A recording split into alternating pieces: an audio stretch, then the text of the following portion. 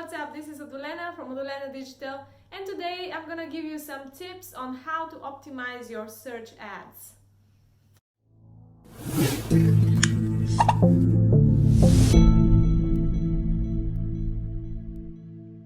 Welcome to my channel. Be sure to subscribe. My name is Adulena, and every Sunday I come with a new YouTube video on the topics of paid advertising online. So I work for Google, however, this channel is my own personal project, and all the views that I express here are entirely mine.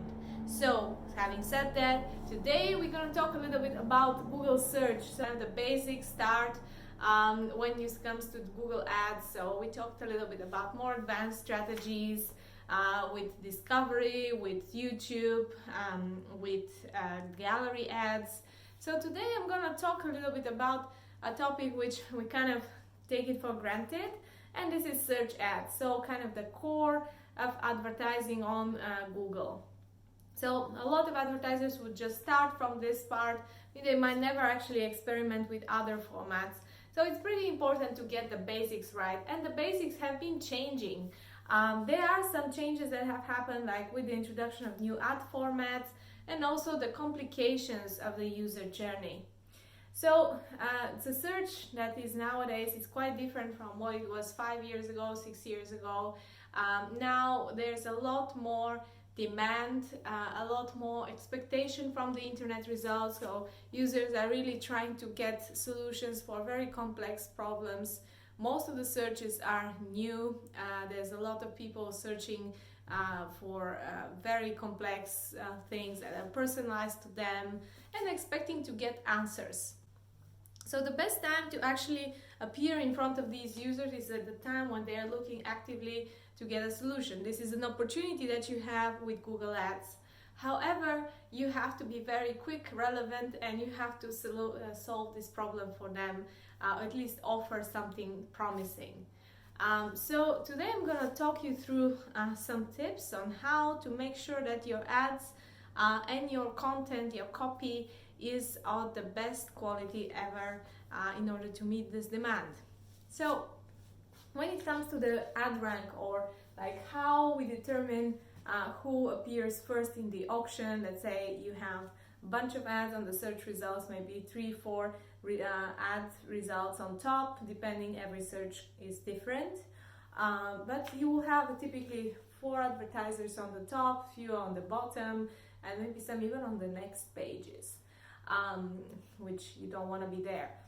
Because this is like the best place to hide the body, it's on the second page of the results.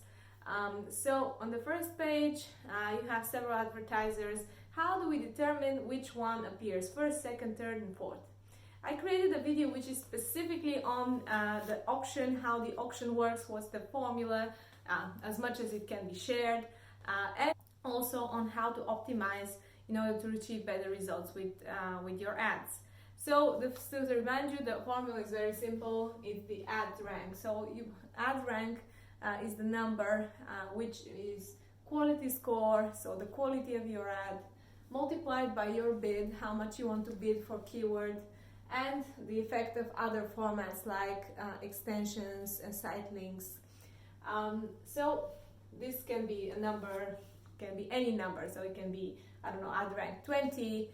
The next advertiser has ad rank of 90. If you watch the video, you find out that actually the bid is only part of the formula, and you can easily see that advertisers that bid very high but have low quality ad or don't use any ad formats are going to actually pay more than advertisers who have all these formats and good quality, and on top of that they will probably not be on the first position. So actually your core to achieving a high profitable position with actually not paying too much for a click when someone clicks on your ad is actually with the quality score. So what is the quality score actually comprised from? The quality score is kind of the relevancy of the ad, how relevant this ad is to the search query, the landing page experience, whether this landing page is providing the answer that they're looking for, whether they engage with it or they just immediately click back and go to search for something else. as well as the loading time. So especially mobile speed is super important when it comes to the result of your page. And then the click-through rate, so how many of the people who have seen this ad actually clicked on it. So clicks divided by impression is the click-through rate, or CTR, which you probably will hear a lot in Google Ads world. So this is kind of our way of determining whether this ad is actually something compelling, like how many of the users actually find this relevant to what they're searching for. So how do you work on these topics? Like, how do you make these actually actionable? How do you make them better? So on the relevancy, there are multiple ways that you can work on. So first of all, you can work with your ad copy. So typically in Google Ads, you have extended text ads, which comprise of 2 headlines and 1 description plus a URL. So make sure that this ad copy is very relevant to the search keywords. So in Google Ads, you organize your ads in ad groups, and each ad group is associated with 1 or more keywords around the theme. So make sure that these themes are tight, so that whenever you have a keyword and it's triggering an ad, the ad copy in this ad group is really related to this keyword and the user finds it very useful. So ad copy is really key. Make sure that you mention the keyword in the ad copy, in the headline, at least at one of the headlines. And you can also include it in the description, or also as one of the paths of the URL. So the URL will have usually 2 slashes, so one of them could be a keyword, or you can actually create your keywords as different paths in the URL, so that it shows that you're taking the user to a very relevant page. Second of all, make sure that you take advantage of the new format, which is the responsive search ad. So responsive search ads is an entirely new format from Google. It used to be a beta until recently, now it's out of beta, available for everyone. So basically what it means is that you have the opportunity to have up to 15 headlines and 4 descriptions. And then what Google will do is actually will take 2 or 3 headlines and 1 description and make them into an ad. And this will try different combinations from all the assets that you have provided and test which one works best. So this uses machine learning and basically changes the ad copy for every single query on a query level. In my previous video about target CPA, we talked about how it optimizes on query level. Same with responsive search ads. They are actually trying to generate the best ad for every single user based on a lot of signals, like their location, the type of search query, the intent that's there, maybe what other websites they've been to, whether they've been on your website before or not, and trying to deliver this ad copy which is really relevant to them. So you have like these 15 headlines, 4 descriptions. You can upload at least 3 or 4, and you will see how strong your ad is. So in Google Ads, you will see like a little gouge, which is showing you how strong your ad is. So depending how many headlines and how unique they are, then your ad has a high strength. So you're aiming for strong ads. You're aiming for ads that have a lot of headlines, and all these headlines are unique, so you're not repeating exactly the same thing over and over again. You kind of give the opportunity to mix and match different headlines. You also have the chance to actually pin a specific headline on the top, second or third position. You can actually pin all 3 of them, but then there is not much that you can experiment with. It's just like the ad can experiment only with the descriptions. But you still have an element where you can actually play with the content. So for example, if you have to display certain part of the ad, let's say there is a disclaimer or a brand name that you have to mention, you can pin this and it will always appear as one of the headlines. You can decide on which position. So at the moment, these are the 2 best ways of making sure that your ad copy is relevant and up to date. Plus, make sure that your extended text ad contain at least 1 keyword in the description and the display URL. Then the landing page. When it comes to the landing page, there's a lot of resources that you can use. One is Test My Site. Think with Google Test My Site. This is a free tool where you can actually assess how much it takes for your landing page to load. Now, at the moment, the study said at about basically if it loads more than 3 seconds, it's likely that your landing page is too slow for mobile speed. So try to make this as quick as possible, and you can maybe use some different types of landing pages, like accelerated mobile pages from Google. I'll pin an article under this video so you can check how this works. We talked a little bit about your ad copy, but remember the whole equation is the quality score, which is comprised of relevancy, click-through rate, landing page, multiplied by the bid. So let's say you take care of the bid by using smart bidding, automated bidding. So you can watch my video about target CPA. So the formats are part of the equation, and basically what this means is like whether you are using formats or not, and how many of them you're using. So the more you're using, the better it is, the higher probability your ad is going to be shown on the top position. Because if you look at the top position ads, first of all, they usually will have 2 or 3 headlines, so this might be a responsive search ad. And then underneath you will have extra information. So you might have site links, links to other sections of the website. You might have location, phone number, some extra lines of text talking about products and special services that this company is offering. You might have promotion, apps. These are all in the category of extensions. So extension is something that you don't create on ad level. So in your ads, this is all you have to do is like 2 headlines, 1 description, or like up to 15 headlines and 4 descriptions for responsive search ads, and Google will take care of the rest. However, the extensions is something that you create either for this campaign, for the whole campaign, or for the whole account. And it's good to have them, let's say some of them could be relevant on campaign level, some of them could be relevant on account level. The minimum extensions that we recommend you to have is at least 3 for every single ad group. So what kind of extensions you can have? So you can have site links. So for example, when you search for something, you will see like the several links under the ad which are showing. So these are actually extensions.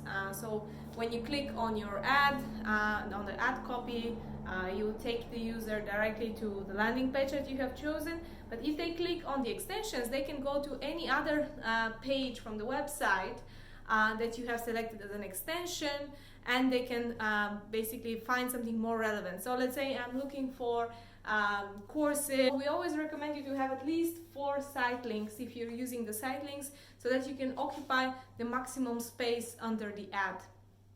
And this is the maximum that they will show in what time is 4 site links.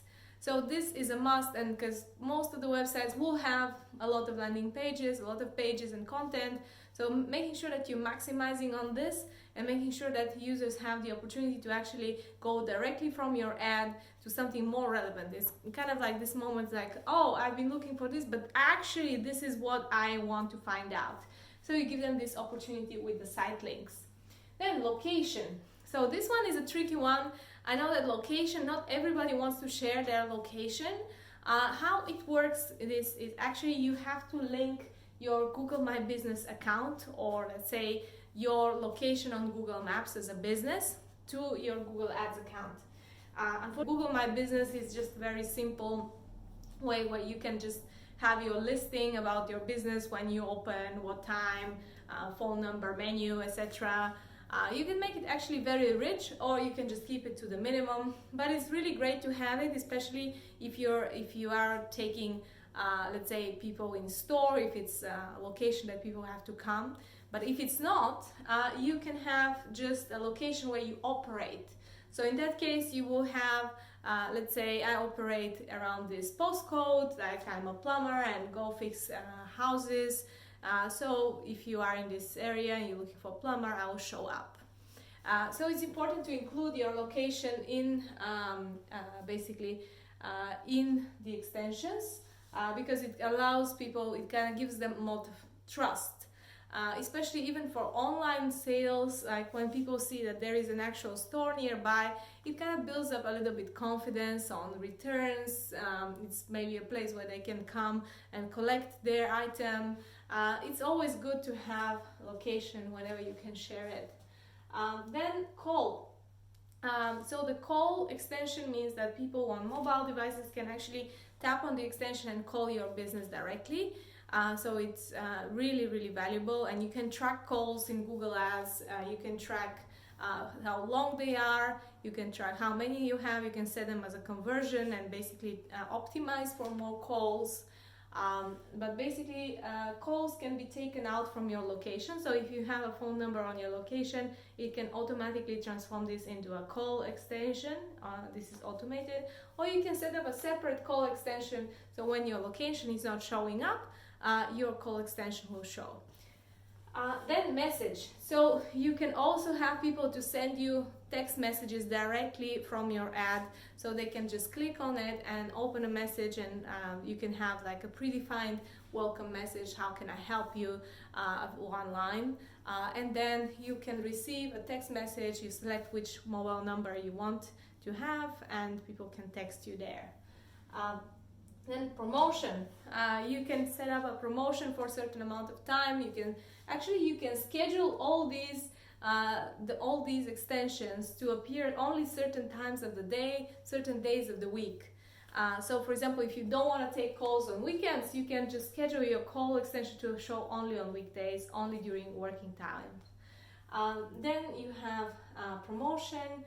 So you can set up, let's say, promotion for something like it can be occasional, so you will have opportunities for different holidays and occasions. When it comes to extensions, there is also app extensions. So if you have an app which is relevant for your business, you can include an extension directly to it. So whenever someone clicks on this extension, they will come directly to the Play Store or the iOS App Store and download the app. This is a good option. We can combine this together with ads which are only targeting your app. Let's say you're linking only to the app as a deep link, and this can be a way of discovering your application. Whenever someone clicks on the actual landing page, if you have an app extension, they will be still taken to the landing page that you have selected, but only when they click on the extension, they go to the App Store to download the app. Then you can have a price extension, so you can include prices. And call out extensions, these are very basic ones, so kind of 24/7 open, fast delivery. And then structure snippet. It's also a text extension, so it doesn't require you to have an app or share location, anything like that. It's a great way for you to kind of have a list of the things that you offer. So if, let's say, you are a hotel business and you offer a lot of locations, you can have all the locations in kind of in a row. Let's say New York, Boston, London, Dubai. You have them all as a structured snippet. You can have different ones. You can have degrees, you can have locations, you can have menu, like all kind of different, it's like a selected set of drop-down opportunities that you can use to actually call out certain things about your business. So it's again like all these extensions basically provide your ad with a little bit more space, a little bit more information. So the main goal of it is that the more extensions that you have, the larger space you're going to occupy. So in some cases, if it's an app with a lot of extension, it can completely take over the first fold of the mobile search results. So you'll only be able to see this ad on top of the results, and it's very actionable. People can write a message, call the business, request directions to go to the location. It's really valuable. So this is one of the best ways to achieve high quality score, to achieve high ad rank, and to get your ad as prominent as possible in the search result. A few housekeeping rules. We always recommend you to have this absolute minimum per ad group. So within one ad group, have at least 2 extended text ads, 1 responsive search ad per ad group. You can have more than that, but at least 1 combined with 2 extended text ads is required, and the tests are showing that this is kind of the winning combination. At least 3 extensions. So from this list, pretty much every business can have site links, structure snippets, and callouts, and whenever you can include any of the others, it's even better. And then making sure that you also include remarketing lists. So you can watch my list about remarketing lists for search. Basically, this is a way for you to be able to bid higher on lists. Let's say on people who have already been on your website, you want to bid higher for them. You can include smart bidding, so when using smart bidding with responsive search ads, with remarketing lists for search, and automated rotation of the ads. Basically, this means that you are going to get the best results. So you're relying on machine learning that communicates on every single query. So you have the right ad format, the right bid, so the bids part of the equation is taken care of.